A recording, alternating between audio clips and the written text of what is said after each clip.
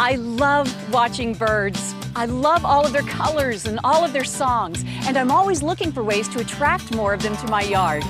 In this video, I'm going to share just a few birding fundamentals with you. So to start with, there are 3 basic things you can give the birds to keep them coming back.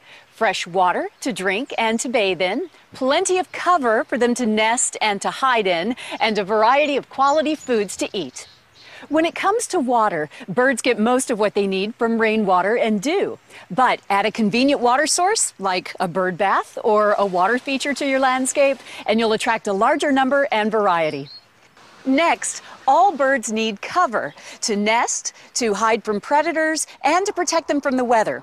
Even if your yard is small, a mixture of trees, shrubs, and hedgerows can give them hiding places in the summer and storm protection in the winter. Nest boxes or bird houses can encourage birds to stay near your home and raise their families. Oh, and one other thing, if you want to attract birds to your yard, it's best to keep your cat in the house. Then there's food. Year-round, nothing works better to attract birds than the right food and feeders. It's especially true in areas like this, where harsh winters can make natural food sources difficult to find. Plus, birds burn more calories to stay warm in the winter, like chickadees that have to eat 20 times more in the winter than they do in the summer.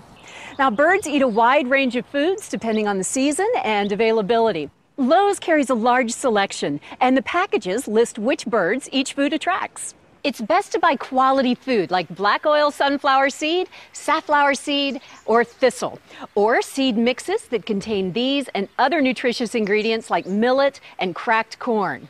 Some birds prefer suet, fruit, or peanuts.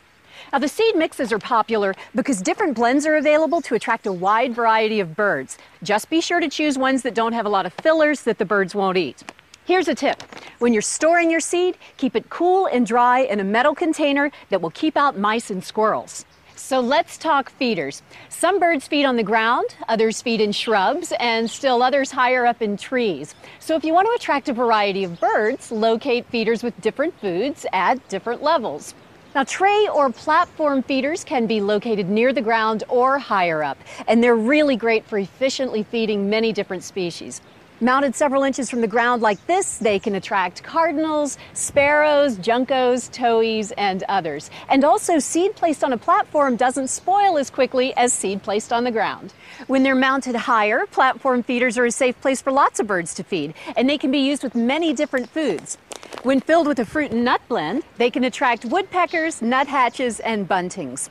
Mount the feeders in an open area, at least 10 feet away from trees and shrubs. This will give the birds a chance to flee from predators. This is a tube feeder. If you're going to have just one type of feeder in your yard, it's probably the best choice. Fill it with black oil sunflower seed or a no-mess blend, and you'll attract many birds like chickadees and sparrows and titmice. Hang it at least 5 feet from the ground. House or hopper feeders are also mounted at that height. Now, the great thing about hoppers is that they can keep several pounds of mixed seed ready for hungry birds. Just be sure that the seed doesn't go bad. Now, when you're using mixed seed blends with sunflower seeds, safflower, and peanuts, you can see many different species like finches, chickadees, cardinals, and buntings. Thistle seed is a favorite of small-beaked finches such as goldfinch, housefinch, purple finch, or pine siskin. These feeders are made specifically for thistle seed or small bird blends. You can hang them from a tree or a pole.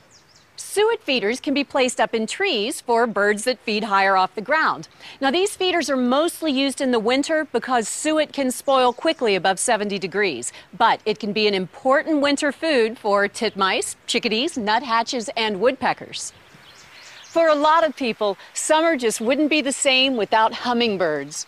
Feeding them can be critical to their survival, especially in the winter when they double their body mass before migration. Hummingbirds eat nectar through their long bills, which is why you need a special feeder. Hang the feeder in the shade to keep the nectar from spoiling. Think about hanging any of your feeders within 3 feet of a window. The birds will quickly get comfortable enough to feed, and you'll be able to watch them up close. And also, it's a safety thing. Birds often get confused by reflections in windows and can fly into them. But with the feeder so close, they can't really get up enough speed to hurt themselves.